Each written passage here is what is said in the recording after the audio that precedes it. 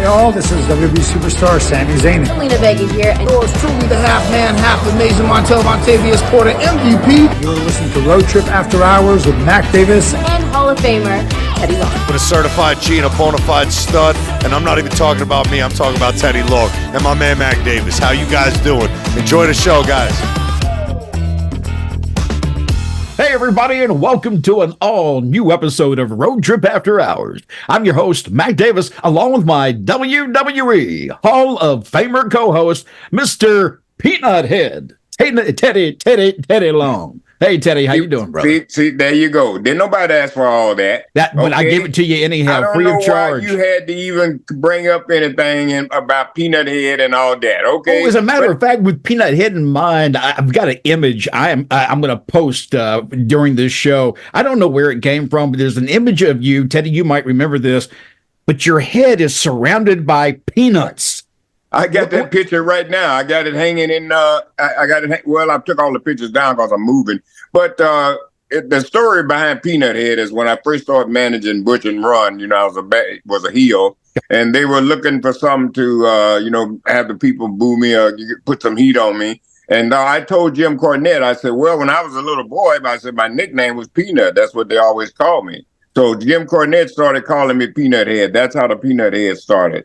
I was wondering that because when I saw that picture, and everybody, you're looking at it now, it's just hilarious. It's like, I know that's Teddy, but I got that, man. I got that hanging in my. Well, like I said, as soon as I get settled, I'm gonna put it back up. But yeah, man, that Peanut Head is the kind of the reason where I am today. Look, before we get to our guest, we got a great guest on today. We'll tell you about in just a minute here. Yes, we do. But I do want to take a quick moment and say thank you.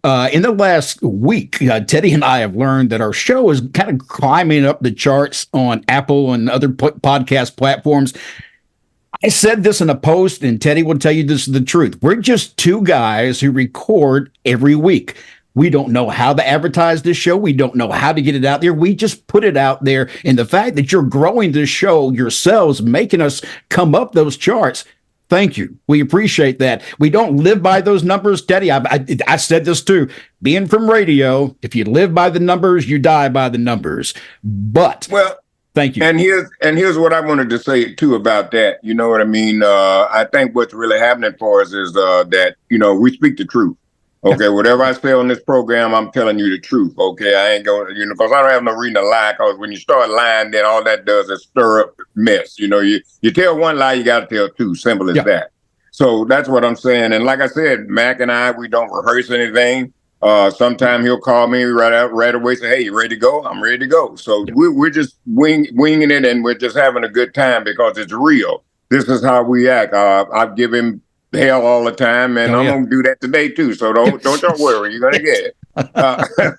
But and like I said, when I first started doing this, I wouldn't even talk to nobody on the podcast. But I kept seeing Mac, and he's just on his own and trying to do his thing, and that impressed me. He wasn't letting nothing hold him back. He said, "Hey, I'm by myself. Whatever I got to do to try to make it, I'm gonna make it," and that impressed me. So I went and talked to him and said, "Man, whatever I can do to help you, man, let me help you." And this is how Mac and I got this started. So, and we're going to keep this going. And I just thank him for putting up with me and just, give me the opportunity to help him out. Hey, look, we just have a good time. It's like Teddy said, what you hear on this show is Teddy and I in the car as we drive somewhere. That's what we're talking about. We're talking about it, laughing about it, fussing about it.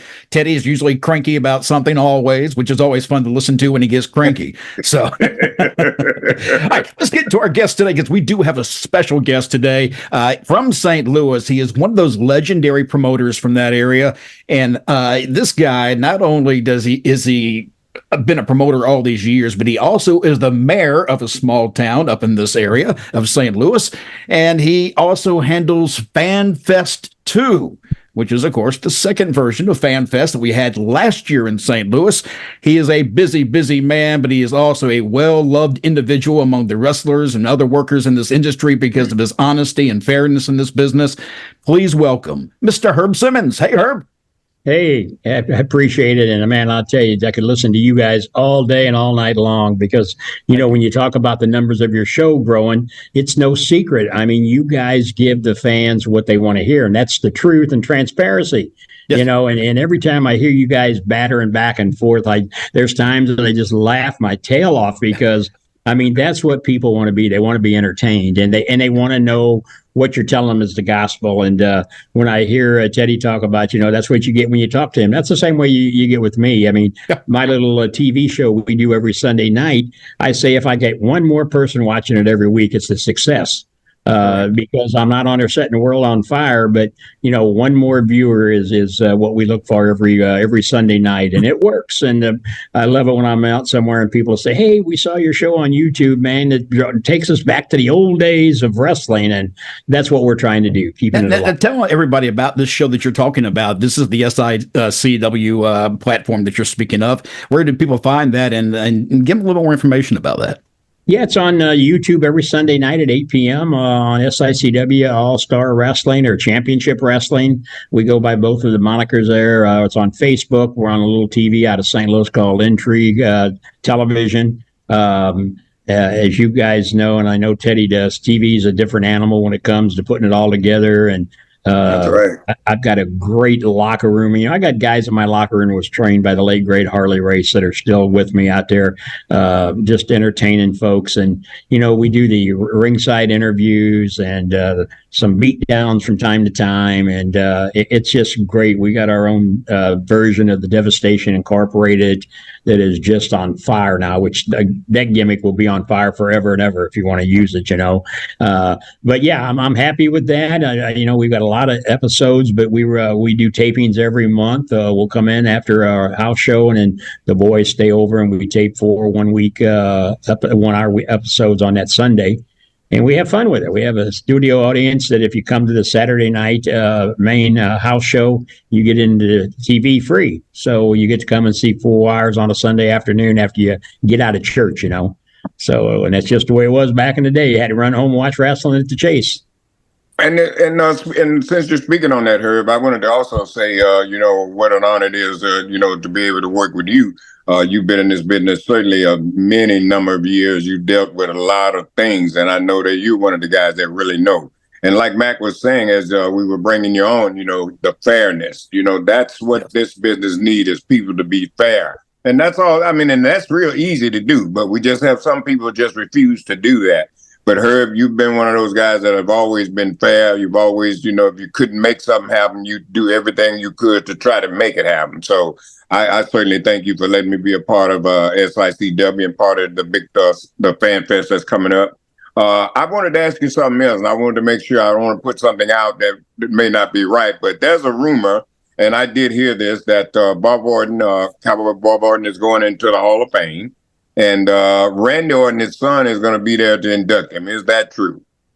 Well, Randy and I are talking. I sure hope it's true. I hope it can happen. And I don't want to speak for Randy. I have been told by members of the Orton family that the entire family is trying to get together. The one son is coming in from New York, Nathan, who's a successful comedian in his own rights, is setting the world on fire in New York. And so I'm excited to see Nathan again. And, I know WWE has rules and regulations, and by no means would I want to cause Randy any trouble. But if he happens to drop in, he's going to be treated with respect. And I think it would be great because Bob Orton Jr. runs my training academy for me, and he's done so much for the wrestling business. And I think too, and you speaking on that too, considering the changes that are being made and that some have already been made in WWE, I just don't see them having any problem with that.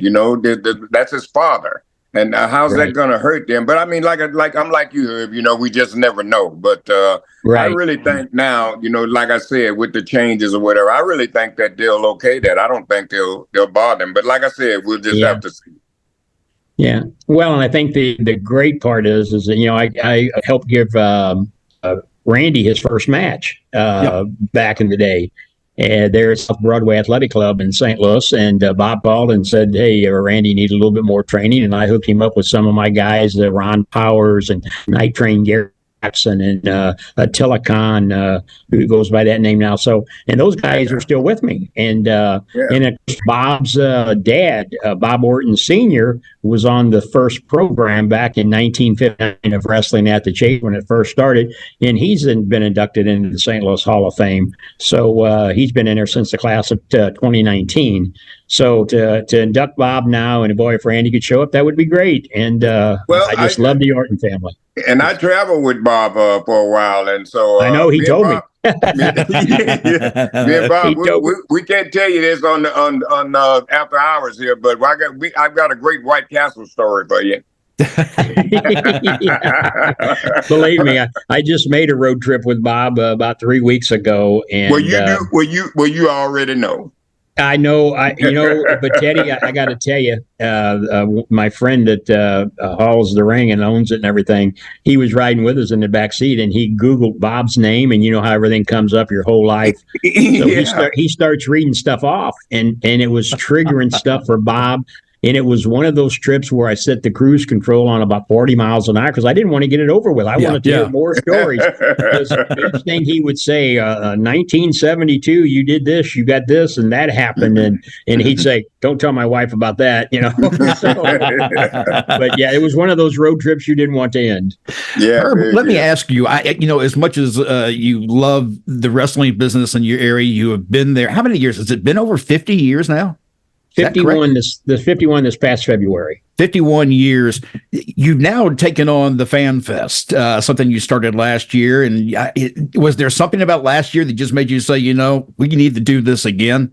Why are you taking these chances? Well, yeah, it's a logistical nightmare. But I was part of one back in 2012, 2011, I think it was. There was and I know you guys know Colonel Buck Robley. Back then, the Colonel had called Larry Matisek and I and said, "Hey, we got this money guy that wants to put on." He was a Road Warrior fanatic, and he wanted to put on a big one in St. Charles, Missouri, and they wanted some frontmen here to help coordinate it.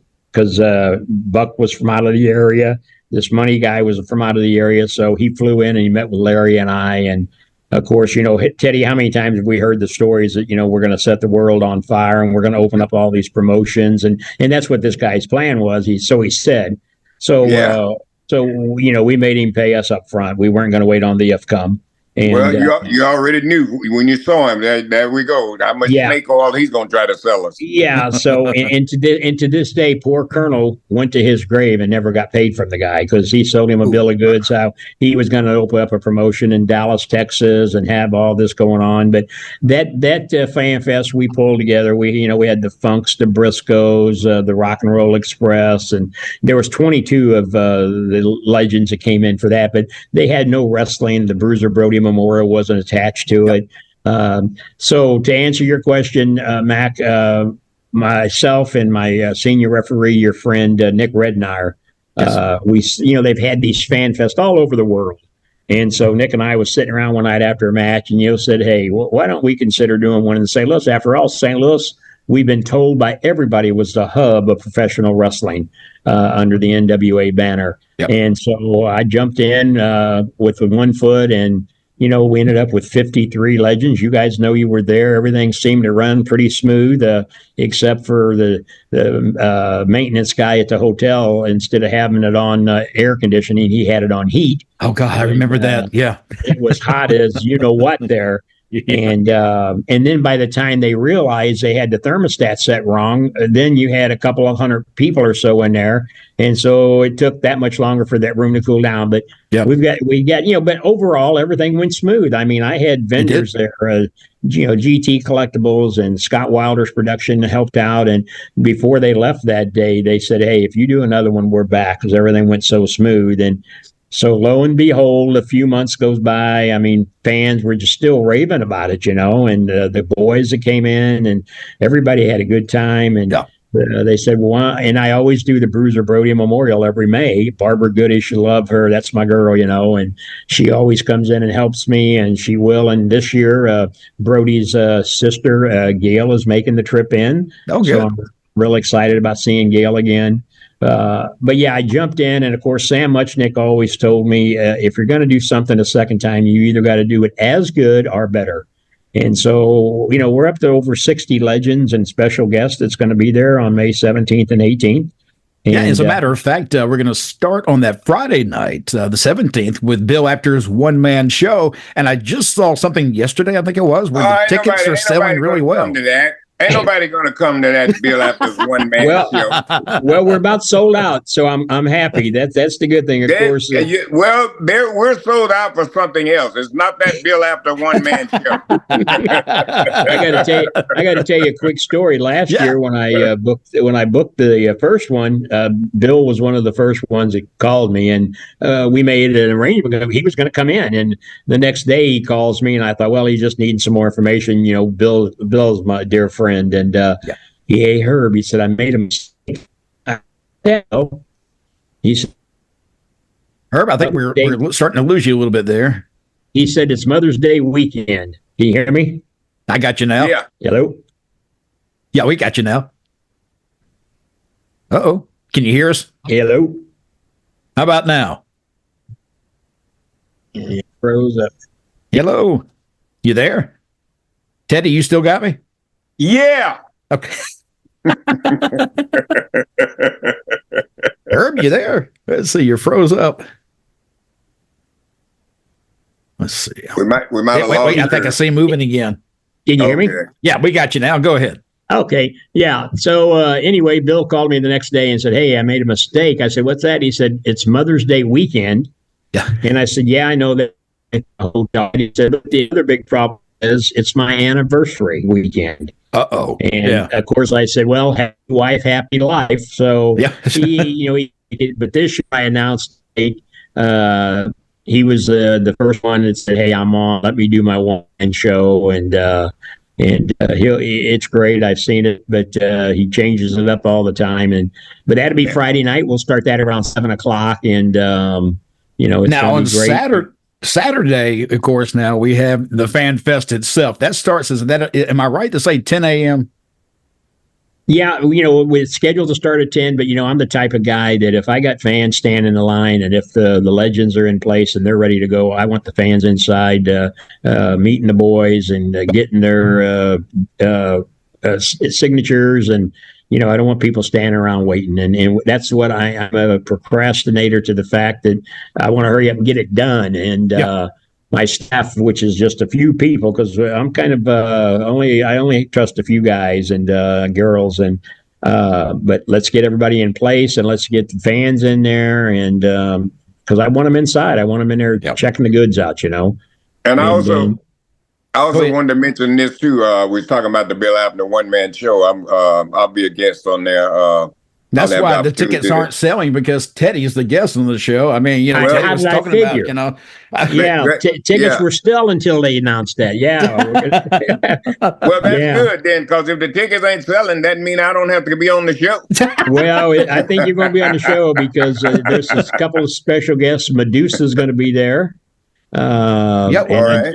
And I just got notified today. My good friend Jerry Briscoe called me and said, "Hey, would you like to have JBL back?" Oh, and, great! I said, "Can I take about 5 seconds to think about that?" That excites me. Actually, I'm glad to hear there. I haven't even announced. I just literally an hour ago got that notification, so that'll be coming out later on today. And JBL raised money last year for Black Bart, and that's what he's going to be doing again this year. And I'm so glad to be a part of that because I had Black Bart booked for last year, and right there during that time is when he got ill and couldn't make it. Because I remember that JBL started a GoFundMe or something like that just before that FanFest that year. Go ahead, Teddy. I'm sorry. Well, no, that's all right. And speaking of Black Bart, man, I'm glad y'all mentioned that because Black Bart, God, Jesus, I love him to death, man. Great guy. He was one of the first match that I ever refereed in the NWA was Black Bart and Ron Bass. So that was the first match I ever had, and it was a Texas death match. So they scared me to death. I was going to say, how scared were you? Oh, brother, I'm going to tell you something that really happened there. That when I see you, you're going to really. Right. I can only imagine with Ron and Black Bar. Oh my gosh, I think I'd have found me a corner and just stood there. Yeah, and so I'm going to talk to JBL and see if there's anything I can do to help him. To help raise money for Black Bart, because Bart was one of a kind. He was the best. Oh, I'm telling you, and then just to be able to add him to that growing list, I think that when it's all, we're getting close, but I think we're going to be up to close to 70 people there. Wow. I tell everybody, I said, look, if you're watching the news about the 16th or the day of the 17th, and there's a report of this big fat guy running towards the airport, don't worry, it's just Herb leaving town. Herb, I do want to mention some of the other names before we let you go here. We're going to run out of time, but I do want to bring up some of the other names that'll be there. Include Sergeant Slaughter, which is another huge name, good guy to be around. Abdullah the Butcher, that's another one I'm looking forward to. I have never spoken one-on-one with Abby. So I'm Teddy. You're going to do me a favor that day. I'm going to have Abby take that fork and just ram it right in your forehead. Actually, I was thinking the same thing, and you'll see what I mean later on. Also, Godfather will be there. It sounds like a great weekend, guys. Paul Roma, Coco Beware, Wildfire, Tommy Rich, Tito Santana, Jimmy Hart. Of course, Teddy Long will be there. Downtown Bruno, Haku. That's just a few of the names. Like you mentioned, there's nearly 70 people, and I just named off a bunch of A-list names right there. Oh, yeah. Like I said, we got Medusa going to be there. Wendy Richter is being inducted into the Hall of Fame, along with Judy Martin, Leilani Kai. And, of course, we talked about Cowboy Bob Orton with the caveat that hopefully the entire Bob Orton family will be there to take part of that. But then also I'm inducting the gentleman who owned the Chase Park Plaza Hotel, Mr. Koppler, and he probably should have been in there a long time ago, because without him and Sam's partnership that they made on an airplane on a handshake back in 1959, there would be no wrestling at the Chase. And he had the venue and had the TV station, and Sam had the wrestling and the workers, and that's what was born out of that handshake. And so Mr. Koppler's going in. His grandson will be there to accept the award. And then George Abel was a longtime announcer. He was actually the predecessor to my good friend Larry Matisek, and George's son is going to fly in to be there to accept that award. And so I'm really excited about that. And of course, the Bruiser Brody Memorial Battle Royal will have the night of wrestling like we did last year. We'll see if who's going to walk out there with that big, beautiful trophy cup that Barbara Goodish will award it to. Good. Herb, we appreciate you coming on today, and I know how busy you are, and I mentioned just earlier you're just also a mayor for a city there or a town. Where are you a mayor, by the way? It's not St. Yes, a subdivision somewhere in.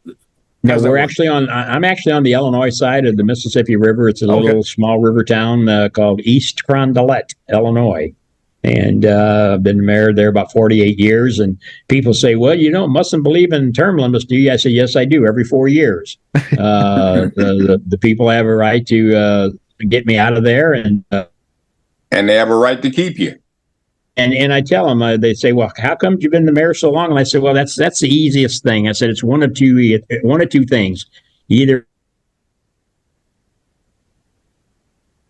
we'll never know what those two things are. Are you there, Herb? Herb?